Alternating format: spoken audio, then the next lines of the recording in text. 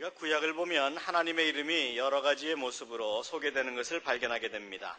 여호와 샬롬의 하나님이 있습니다. 평화 주시는 하나님. 우리가 쟁취할 수 있는 것이 아니라 평화는 하나님께서 위로부터 내려주시는 것. 여호와 샬롬의 하나님이 있습니다. 여호와 니시의 하나님이 있습니다. 니시는 깃발을 의미합니다. 깃발 주시는 하나님, 깃발은 승리를 의미합니다. 내 삶에 승리 주시는 하나님, 여호와 니시의 하나님입니다. 여호와 라파의 하나님이 있습니다. 치료하시는 하나님, 나의 육체뿐 아니라 나의 몸 한 구석구석, 그리고 나의 영혼의 상처난 부분들을 치료하시는 하나님, 여호와 라파의 하나님. 여호와 이레의 하나님도 있습니다. 아브라함이 자기 독자 이삭을 모리아 산에서 제물로 바치려고 했을 때 하나님께서는 이삭 대신에 쓸 수 있는 순양을 가시 덤불 가운데 걸리게 해두셨습니다. 준비해 두셨습니다. 여호와 이레의 하나님, 나를 위해 쓸 것을 준비하시는 하나님. 여호와 이레의 하나님도 있습니다. 그리고 오늘 본문은 우리에게 또 하나의 하나님의 이름을 제공해주고 있는데 그것이 바로 소망의 하나님입니다. 하나님의 또 하나의 이름입니다. 소망의 하나님. 그런데 저는 이 영어 성경에서 이 소망의 하나님을 God of Hope라고 기록을 하고 있는데 이 구절이 번역이 적당치 않다고 생각합니다.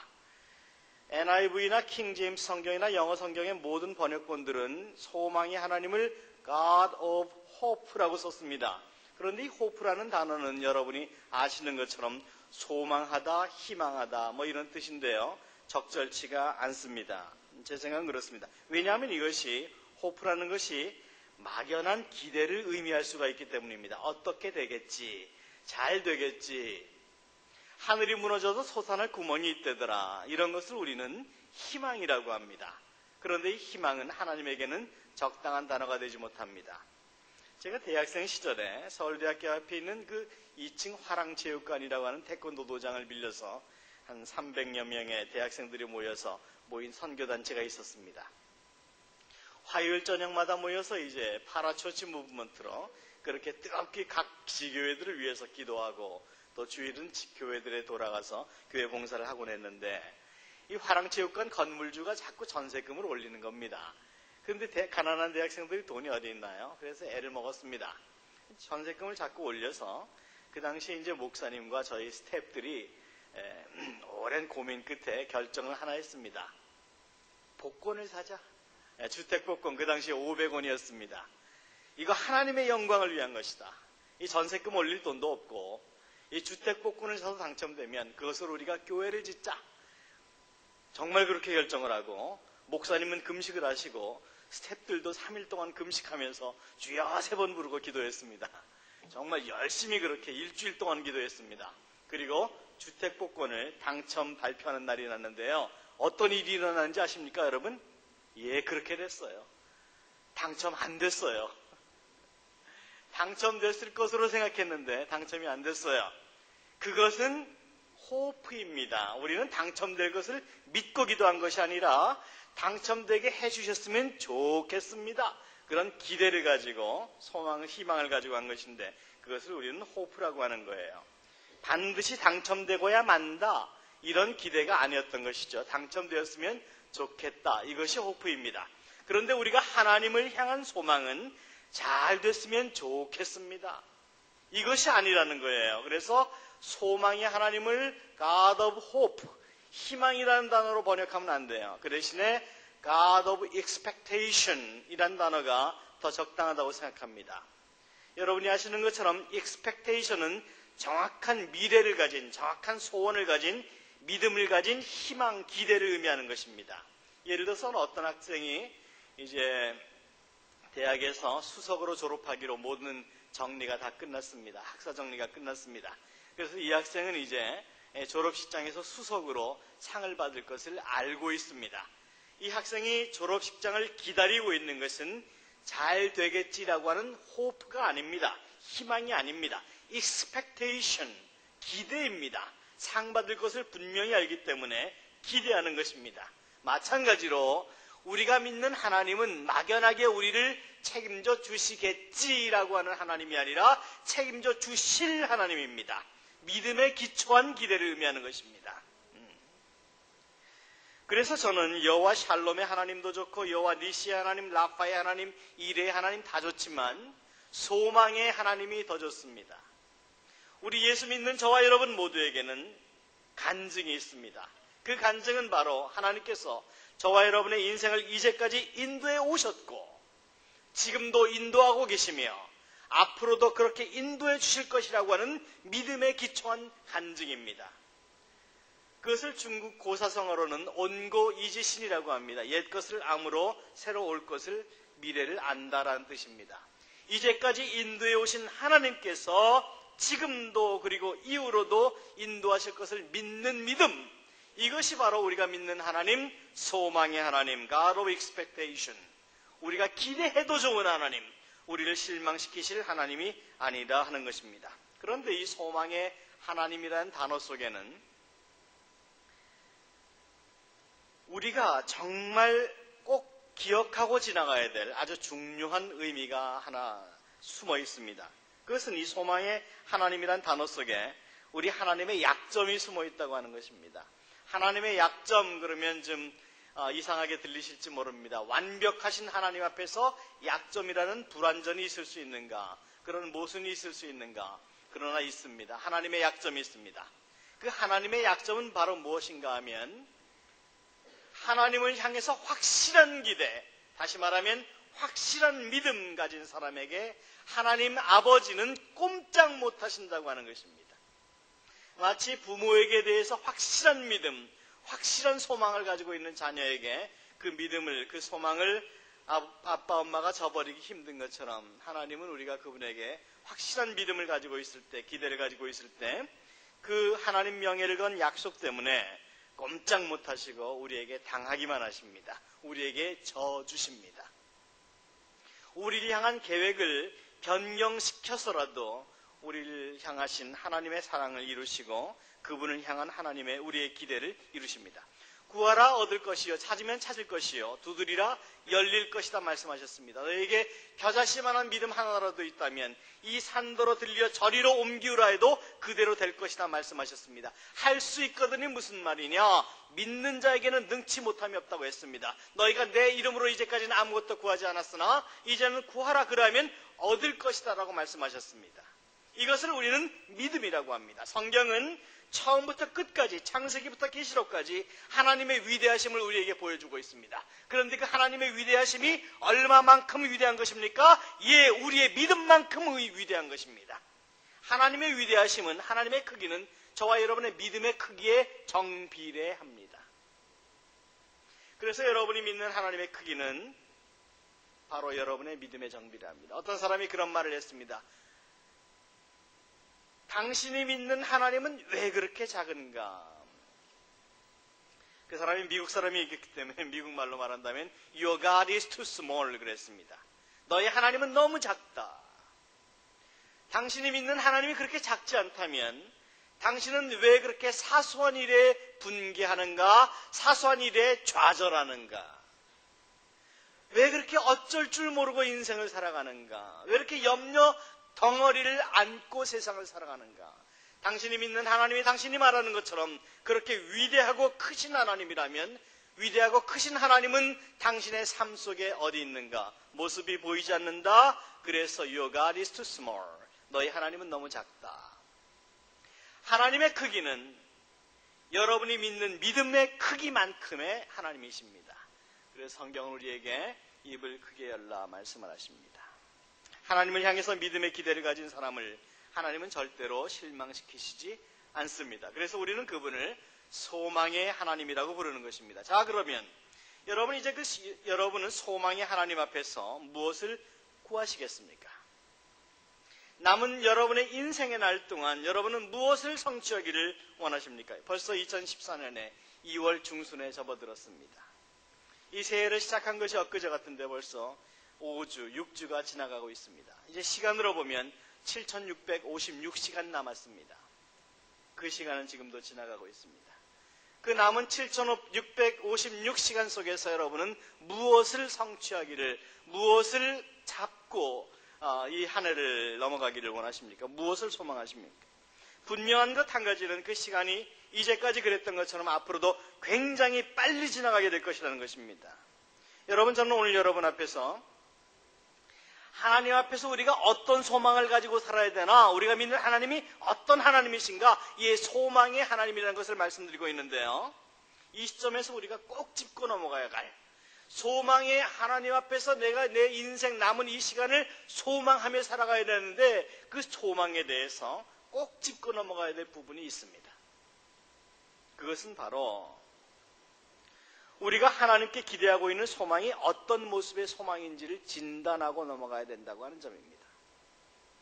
우리가 성경을 보면 창고에 돈만 잔뜩 쌓아놨다가 이 어리석은 사람아, 내가 오늘 밤에 네 생명을 가지고 가면 네 재물이 무엇이게 되겠느냐, 책망을 받았던 어리석은 부자의 얘기도 알고 있고, 하나님께 지혜를 구해서 그 지혜뿐이 아니라 이 세상의 모든 부귀와 권세와 명예를 다 누렸던 솔로몬의 이야기도 알고 있습니다. 솔로몬이 나중에 그 하나님의 축복을 잘못 사용해서 하나님으로부터 멀리 떠난 방탕한 인생을 살게 되죠.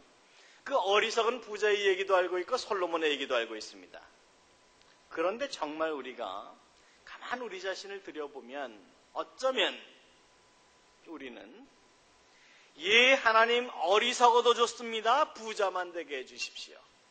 또는 예, 하나님 나중에 방탕한 생활하다가 하나님 앞에서 비 오는 날 먼지나게 맞아도 좋습니다, 솔로몬처럼 폼나는 인생 한번 살게 해주십시오. 혹시 그런 기대가 여러분 속에는 없으신가요? 만약에 그렇다면 우리는 소망의 하나님을 맞을 준비가 아직 되어 있지 않다 할 것입니다. 우리는 우리가 하나님 앞에서 가진 소망이 무엇인지를, 어떤 모습인지를 먼저 진단해 볼 수 있어야 됩니다. 하나님께 소망을 두고 나를 통해 이루고자 하시는 그분의 계획은 반드시 성취되어야 만다고 하는 하나님에 대한 소망, 그 하나님에 대한 소망을 가지고 살아가는 인생, 믿음의 삶이 되어야만 합니다. 자, 그런데 우리가 그런 하나님 주신 소망을 어떻게 소유할 수 있을 것인가? 내가 기대하는 잘못된 소망이 아니라 하나님 주시는 소망을 어떻게 품을 수 있을 것인가? 그것이 문제입니다. 그리고 그것이 바로 오늘 로마서 15장에 우리에게 말씀하고 있는 말씀의 핵심입니다. 혹시 본문이 파워포인트로 준비되어 있으면 13장을 다시 한번 올려주시면 감사하겠는데, 제가 다시 한번 읽어드립니다. 소망이 하나님이 모든 기쁨과 평강을 믿음 안에서 너희에게 충만하게 하사 성령의 능력으로 소망이 넘치게 하시기를 원하노라 그랬습니다. 자, 보세요. 저와 여러분에게 소망이 넘칠 수 있는 비결이 무엇이라고 말씀하십니까? 소망이 넘칠 수 있는 능력은 성령의 능력으로 소망이 넘치게 하시기를 원하노라. 우리 속에 소망이 넘칠 수 있는 비결이 무엇이라고 말씀하십니까? 성령의 능력이라고 말씀하십니다.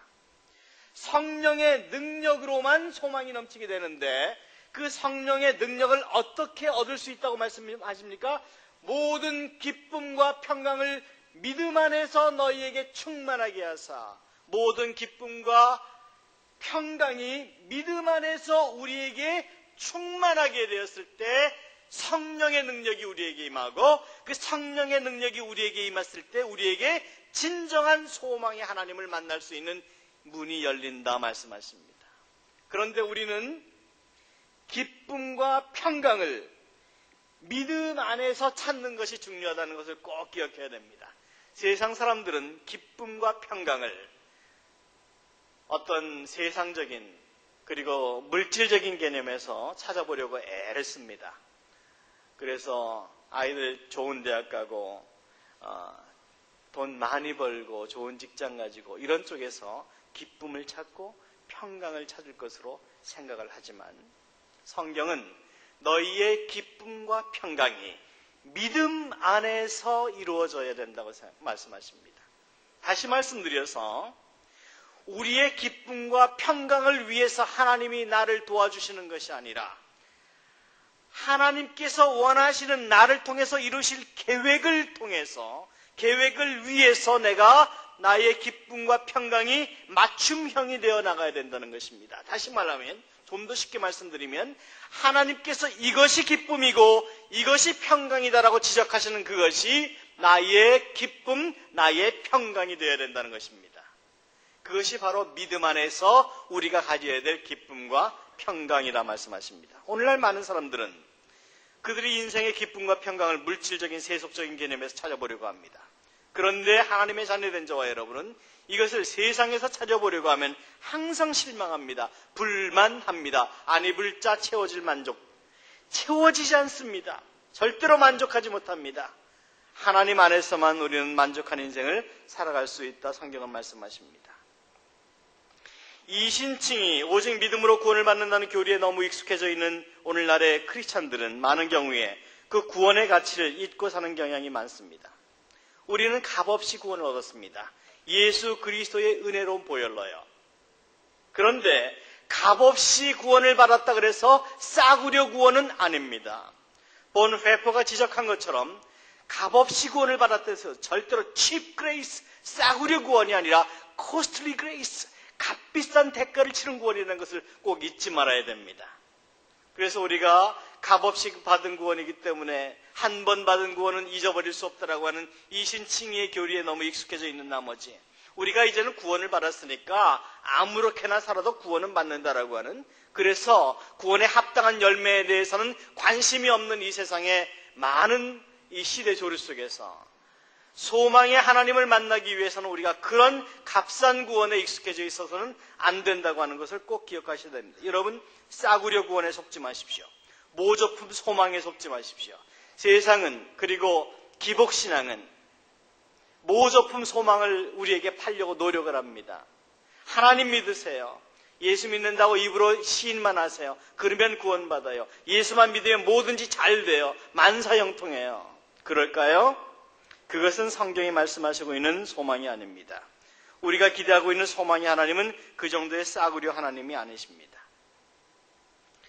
우리의 소망은 성령의 능력에 기인한 소망이 되어야만 합니다. 성령께서 우리에게 주신 소망이 우리 소망이 되어야만 합니다. 우리가 가진 개인적인 소망을 돕기 위한 도우미로 성령님이 계신 것이 아니라 하나님께서 이 땅에 원하시는, 나를 이 땅에 보내시기 위해서 예수 그리스도를 십자가에 죽이신 그 가치 있는 저와 여러분 개인의 인생, 우리를 통해서 이루고자 하시는 하나님의 소망이 저와 여러분의 소망이 되어야만 합니다. 성령께서 소망하시는 것이 저와 여러분의 소망이 되어야만 합니다. 아마 저보다 여러분이 더 잘 아시겠지만 한국의 자살률이 지난 수년 동안 세계 1위를 달리고 있습니다. 그 중에서도 13살에서 19살까지의 청소년 자살률은 세계에서 탑 1위입니다. 10년 사이에 57% 이상이 증가했습니다. 그런데 그렇게 스스로 목숨을 끊는 사람들 중에는 크리스찬의 숫자도 적지 않다고 하는 것이 더 큰 문제입니다. 그래서 사회 일각에서는 그렇다면 기독교인들, 당신들이 이야기하고 있는 소망은 뭐야? 당신들이 말하고 있는 위대하신 하나님은 어디 있는 거야? 라고 비판을 합니다. 물론 우리가 그들의 신발을 신어보지 않았기 때문에 상황을 이야기할 수는 없습니다. 무조건 손가락질할 수만은 없습니다. 그러나 한 가지 분명한 것은 그들에게 공통점이 있을 것입니다. 소망이 보이지 않았기 때문에, 자기들 인생에 소망이 보이지 않았기 때문에 그런 극단적인 선택을 했을 것입니다. 사실 가만 따져보면 오늘날 저와 여러분은 과거에 우리 선조들이 상상도 하지 못했던 많은 문명의 혜택들을 누리며 삽니다. 고종 황제가 타고 다니던 자동차보다 수십 배 빠르고 안락한 자동차 타고 다닙니다. 인터넷과 핸드폰, 상상도 하지 못했던 문명의 홍수 속에서 우리가 살아갑니다. 그런데도 오늘날 사람들은 살기 힘들어 죽겠다 그럽니다. 경제적인 부분만 생각해봐도 그렇습니다. 한국 전쟁이 끝나고 1953년도에 한국의 GNP, 국민 1인당 소득은 1인당 67달러였습니다. 그 당시에 한국은 세계 최빈곤 국가였습니다. 세계 어느 국가보다 가난한 나라가 한국이었습니다. 1970년대 중반에 새마을운동이 일어났을 때 660불 정도 되었습니다. 그때 새마을운동하면서 인권 얘기하지 마, 민주화 자유화 얘기하지 마, 2,000불만 되면 우리 잘 살아, 그때 되면 민권 얘기해도 돼, 그때까지는 허리띠 조람해야 돼 그랬습니다. 2013년 작년 기준으로 한국의 국민소득은 GNP는 24,000불이 넘어섰습니다. 2,000불만 되면 잘 산다 그랬습니다. 근데 2,000불이 아니라 24,000불이 넘어섰습니다. 새마을 운동하던 때에 비교해보면 35배 이상 잘 삽니다. 그런데도 지금도 죽겠다 그럽니다. 힘들어서 못 살겠다 그럽니다. 이유가 무엇입니까? 소망을 잘못된 곳에 두었기 때문입니다. 마찬가지로 오늘을 사는 저와 여러분도 만약에 우리가 소망을 잘못된 곳에 둔다면 우리는 여전히 불만할 것이며 여전히 번민할 것이며 여전히 힘든 인생을 살아가게 될 것입니다. 저는 미국에는 남침례교단 산하의 신학대학원이 6개가 있는데 저는 그 중에서 캘리포니아의 샌프란시스코 근교에 있는 골든게이트 신학원에서 공부를 했습니다. 골든게이트 신학원은 샌프란시스코에서 금문교, 골든게이트라고 하는 금문교를 지나가면 위치하고 있는데 원래는 UN 빌딩이 서기로 예정되어 있던 장소였습니다. 그런데 UN 빌딩을 뉴욕에 있는 락펠러라고 하는 미국의 큰 부자가 UN 빌딩 부지를 공짜로 기증하면서 UN 빌딩이 이제 샌프란시스코에 설리에다가 뉴욕으로 건너가게 되고 제2순위자였던 골든게이트 신학교가 그 자리에 신학교를 지었습니다. 그런데 지금 그 골든게이트 신학교가 있는 마린 카운티라고 하고 있는 그 도시는 그 동네는 미국에서도 한 3번째에서 5번째 안에 가는 부자들이 모여 사는 동네입니다. 아주 큰 부자들만 거의 집값이 보통 비싼 동네가 아닙니다. 그런데 그 마린 카운티가 그 부자들만 모여 사는 마린 카운티가 미국에서뿐만 아니라 전 세계에서 동성연애자 가장 많은 동네이고 전 세계에서 자살률 가장 높은 동네입니다. 왜 그렇습니까? 그 정도 살면 됐지 뭐가 그렇게 아쉬운가? 그것으로 만족이 되지 않더라는 것이죠. 솔로몬의 고백처럼 헛되고 헛되며 헛되고 헛되니 모든 것이 헛되도다. 이 세상의 부귀와 영화를 다 누려보고도 모든 것이 헛되다고 한숨만 쉬었던 것처럼 여러분 우리가 이 세상에 소망을 두어서는 절대로 만족할 수 없습니다. 절대로 성공적인 인생을 살 수가 없습니다. 자, 그러면 교회는 어떻습니까? 1970년대와 80년대에 한국 교회에 일어났던 폭발적인 성장은 2000년 기독교 역사상 유례를 찾아볼 수 없었습니다. 그런데 지금은 어떻습니까? 하나님께서 축복하셨습니다. 마치 처음에 솔로몬을 축복하셨던 것처럼요. 그런데 한국교회는 죄송합니다만 한국교회는 이제까지 그 축복을 잘못 사용했다고 생각이 됩니다. 이제 한국교회는 돌아가야 됩니다. 무너져가는 오늘날의 사회를 살릴 수 있는 길은 오직 교회가 교회됨을 되찾는 길이라고 저는 믿습니다. 그것이 하나님께서 우리에게 기대하고 계시는 형제교회에게 기대하고 계시는 하나님의 거룩한 소원이라고 저는 믿습니다. 여러분 그러면 어디에 소망을 두어야 할 것입니까? 하나님께서 주인 되신 교회, 하나님께서 주도하시는 교회, 우리가 원하는 교회가 아니라 성경이 우리에게 제시하고 있는 교회의 모습으로 우리는 돌아갈 수 있어야 됩니다. 형제교회는 바로 그렇게 이 시대의 교회와 경쟁하지 않고 하나님께서 원하시는 그 교회의 원형으로 돌아갈 수 있도록 몸부림치는 교회가 되어야만 합니다. 요즘 동계 소치 올림픽이 뜨겁게 열풍을 일으키고 있습니다. 저는 이제 이 형제교회 가운데 또 하나의 올림픽이 시작되기를 기대합니다. 그것은 바로 영적인 올림픽입니다. 동계올림픽이나 하계올림픽에서는 인간의 육체가 어디까지의 한계인지 그들의 한계를 도전하는 육체적인 경기를 벌입니다.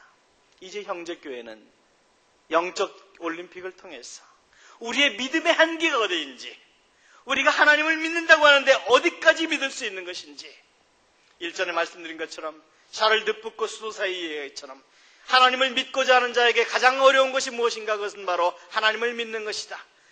저와 여러분의 믿음이 어디까지가 한계인지, 우리 믿음의 한계만큼의 하나님의 크기가 보여질 것인데, 우리 형제교회가 하나님의 크기를 얼마만큼 이 세상에 보여줄 수 있는 것인지, 그리고 저와 여러분 한 사람 한 사람이 우리의 믿음이 어디까지가 한계인지를 하나님 앞에서 증명해 보일 수 있는, 우리 스스로에게 도전해 볼 수 있는 영적인 올림픽이 시작되기를 원합니다. 아마 우리는 그 과정 속에서 우리 스스로가 얼마나 무능하며 얼마나 연약하며 얼마나 믿음 없는 존재인지를 깨닫게 될 것입니다. 무릎을 치게 될 것입니다. 가슴을 치게 될 것입니다. 그래서 무릎으로밖에는 하나님 앞에 나아갈 수 없는 존재임을 발견하게 될 것입니다. 그래서 겸손으로 허리를 동이지 않고는 우리가 이 세상을 살 의미조차 없는 존재라는 것을 철저히 깨어진 존재라는 것을 발견하게 될 것입니다. 그러한 철저히 무너짐 속에서 철저히 내려놓음 속에서 하나님은 우리를 통해서 역사하실 것입니다. 우리에게 힘이 남아있을 때, 우리가 주먹을 아직도 쥐고 있을 때, 내가 할 수 있다라고 소리치고 있을 때 하나님은 우리를 통해서 아무 일도 하실 수 없을 것입니다. 다만 우리가 무릎으로 하나님께 나아가며 쓸모없는 존재를 불러주셨음을 감사합니다. 죄인 중에 괴수입니다라고 저와 여러분 자신을 보았을 때 하나님은 우리를 통해서 역사하실 것입니다. 그러한 놀라운 역사가 우리 가운데 있어야 합니다. 그러한 소망의 하나님을 우리가 발견해야 됩니다. 그 하나님을 소망해야 됩니다. 그 소망의 하나님은 저와 여러분을 통해서 놀라운 역사를 이 땅에 꿈꾸고 계십니다. 무너져 내리고 있는 이 땅을, 이 사회를 지킬 수 있는 유일한 마지막 보루가 그분의 몸된 교회이기 때문입니다. 모쪼록 이 거룩한 부르심에 함께 동역하심으로 하나님 마음에 큰 기쁨을 드릴 수 있는 저와 여러분 되실 수 있기를 우리 주 예수의 이름으로 간절히 축원합니다. 우리 잠시 함께 기도하시죠.